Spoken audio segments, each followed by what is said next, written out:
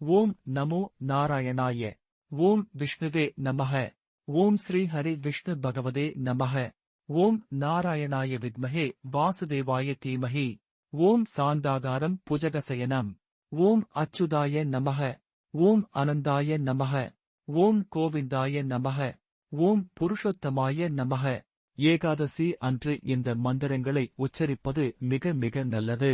இவைகள் பெருமாளுடன் நம்மை இணைக்கக்கூடிய மந்திரங்கள் ஆகும்.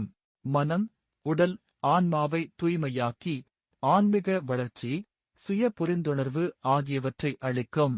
பெருமாளை மனதார வேண்டி இந்த மந்திரங்களை சொல்லும் போது செல்வ வளம், ஆரோக்கியம், மகிழ்ச்சி ஆகியவை கிடைக்கும். வாழ்க்கையில் இருக்கும் சவால்களில் இருந்து மிக எளிதாக வெளியே வர பாதைகள் கிடைக்கும். இந்த மந்திரங்களை ஏகாதசி நாளில் மட்டுமின்றி தினமும் ஒருமுறையாவது சொல்வது நல்லது. இந்த மந்திரங்களை சொல்ல சொல்ல வாழ்க்கையில் மாற்றங்கள் ஏற்பட்டு பெருமாளுக்கும் நமக்கும் இடையேயான பந்தம் பலப்படுவதை உணர முடியும். பெருமாளின் அருள் எப்போதும் நம்முடைய துணை நிற்பதையும் நம்மால் உணர முடியும். வைகுண்ட ஏகாதேசி மந்திரம். ஓம் கோவிந்தாய நமக. ஓம் தனாய நமோ நமக.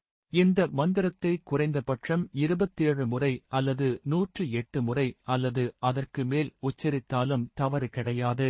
இந்த சமயத்தில் பெருமாளுக்கு உங்களால் முடிந்த நிவேதனத்தை வையுங்கள். பஞ்சபாத்திர தண்ணீரில் கொஞ்சமாக துளசி, பச்சை கற்பூரம் போட்டு பெருமாள் முன்பாக வைத்துவிடுங்கள். உங்களுக்கு பெருமாளின் ஆசீர்வாதம் பரிபூரணமாக கிடைக்கும்.